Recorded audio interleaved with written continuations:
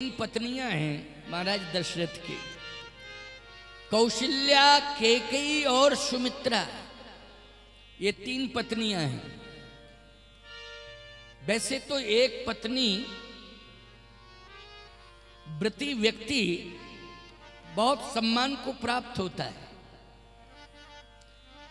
परिस्थिति अगर आ जाए, मान लीजिए कभी कभी ऐसी घटना घट जाती है कि विवाह तो हुआ, पत्नी आई, लेकिन समय के पहले ही वो दुनिया से चली गई। समय से पहले ही दुनिया से चली गई तो भाई वंश चलाने के लिए दूसरा विवाह कराया जाता है। परिवार के लोग भी दबाव देते हैं और नाते रिश्तेदार भी दबाव देते हैं कि नहीं, वंश चलाने के लिए तो आपको दूसरा विवाह करना पड़ेगा। लेकिन यहाँ दशरथ जी के तो तीन तीन विवाह हुए हैं। बोलो भाई, हुए हैं ना तीन विवाह? इसमें शंका करने की आवश्यकता नहीं है। मैं बहुत स्पष्ट बोल रहा हूं। महाराज श्री दशरथ के जो तीन विवाह हुए हैं, कौशल्या, कैकेयी, सुमित्रा, पहले आपको यह समझना पड़ेगा कि कौशल्या है क्या।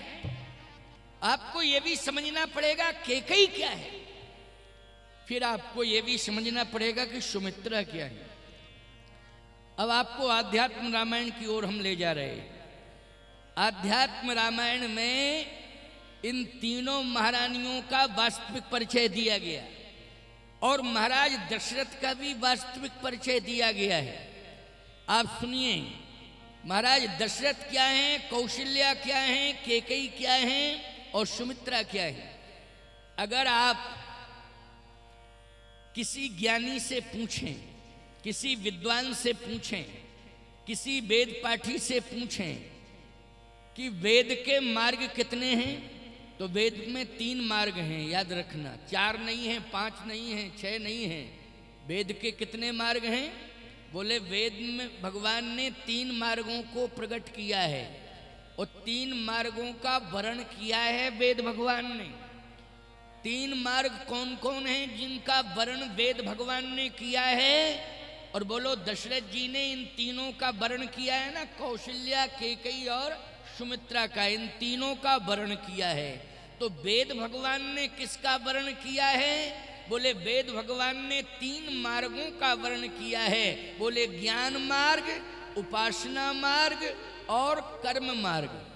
ज्ञान, कर्म और उपासना, ज्ञान मार्ग, कर्म मार्ग और उपासना मार्ग, इन तीन मार्गों का वर्णन वेद भगवान ने किया है।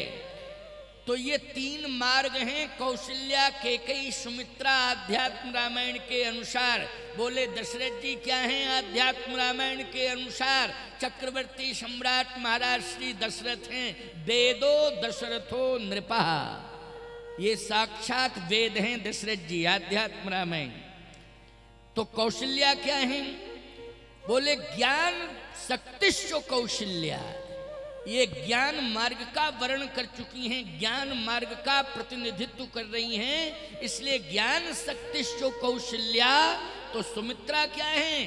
सुमित्रो उपासनात्मिका, सुमित्रा जी उपासना हैं, इन्होंने उपासना मार्ग का वर्णन किया है। तो कैकेयी क्या है? बोले क्रिया शक्तिश्च कैकेयी, वेदो दशरथो नृपः, कैकेयी क्रिया है, इसने क्रिया, क्रिया मानी कर्म, कर्म मार्ग का प्रतिनिधित्व कौन कर रही है? कैकेयी कर रही है। उपासना मार्ग का प्रतिनिधित्व कौन कर रही है? सुमित्रा। और ज्ञान मार्ग का प्रतिनिधित्व कौन कर रही है? कहे कौशल्या। तो दशरथ जी क्या हैं? बोले वेद हैं। अब वेद ने बोलो तीन मार्गों का वर्णन किया कि नहीं किया? लोग कहते हैं कि तीन विवाह किए, तीन विवाह, वर्णन करना मानी विवाह ही होता है प्यारे, लेकिन उन्होंने वेद के जो तीन मार्ग हैं, वेद भगवान ने जो तीन मार्गों का वर्णन किया है, यही दशरथ जी महाराज का वास्तविक स्वरूप है कि स्वयं वेद हैं। कैकेयी, कौशल्या, सुमित्रा, ज्ञान, कर्म और उपासना, इन तीनों का वर्णन किया है, इसलिए तीन विवाह की चर्चा आती है। अच्छा बोलो भाई, जहाँ पर ज्ञान, भक्ति, उपासना ये तीनों होंगे, बोलो इसी मार्ग से चल के भगवान आएगा कि नहीं आएगा? बोलो आएगा कि नहीं? जैसे कल भीषण वर्षा हुई, इतनी वर्षा हुई कि इस पांडाल तक आने वाले संपूर्ण मार्ग प्रभावित हो गए। तो बोलो भाई, जब संपूर्ण रास्ते बंद हो गए तो कल इस पांडाल में कोई आ नहीं पाया। समझ गए हो कि नहीं? क्यों? मार्ग ही प्रभावित हो गए। और आज मार्ग बना दिया गया तो हम भी चल के आए और तुम भी चल के आए। और बोलो भाई, आज सफलता मिल रही है कि नहीं? हम कथा कह रहे हैं और आप सब बैठ करके कथा सुन रहे हो, क्योंकि मार्ग खोल दिए गए, मार्ग का निर्माण हो गया है, इसलिए चल के आए। तो भगवान अभी तक अयोध्या में क्यों नहीं आए थे? क्योंकि मार्गों का निर्माण नहीं हुआ था। बात यह है कि अभी तक नहीं आए थे भगवान अयोध्या में क्योंकि मार्गों का निर्माण नहीं हुआ था। लेकिन आज दशरथ जी महाराज के आ जाने से, क्योंकि भगवान ने स्वयं महाराज मनु को भेजा है कि आप अयोध्या में सम्राट बन करके रहेंगे, चक्रवर्ती सम्राट आपका नाम दशरथ होगा और हम अवश्य आएंगे और 3 मार्गों का वर्ण होगा, अवश्य ही होगा। क्योंकि एक सुमित्रा, एकमात्र सुमित्रा नहीं, एकमात्र कैकेयी नहीं, एकमात्र कौशल्या नहीं।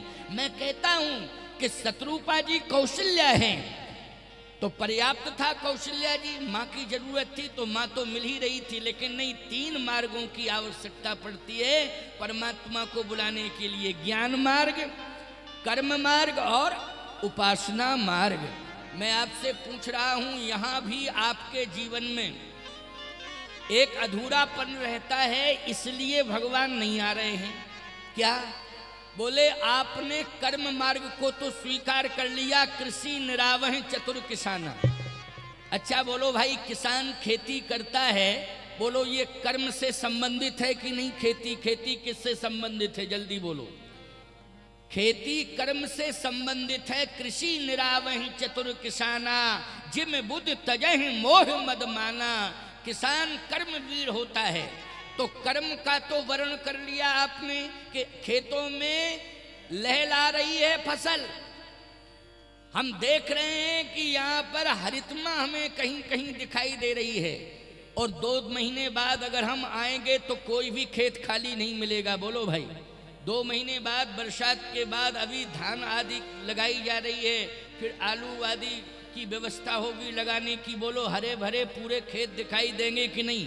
समझ में आता है कि किसान कितना कर्मवीर है, कितना कर्तव्य परायणता से युक्त है कि किसान फुर्सत में नहीं बैठता है, वर्ष भर कुछ ना कुछ खेती के लिए करता ही रहता है प्यारे, और उसकी खेती हरी भरी रहती है।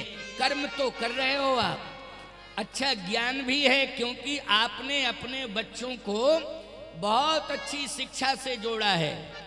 निश्चित रूप से आपने अपने बच्चों को बुद्धिजीवी बनाने का संकल्प लिया है, तो जो बुद्धिजीवी बनाने में अग्रगामी सिद्ध हो रहा हो, ईमानदारी से बताओ, उसे भी हम बुद्धिमान ही कहेंगे, श्रेय देंगे कि तुम बहुत समझदार व्यक्ति हो, तुमने अपने बच्चों को पढ़ाया लिखाया है और बच्चों को पढ़ा लिखा करके आज तुमने रोजगार भी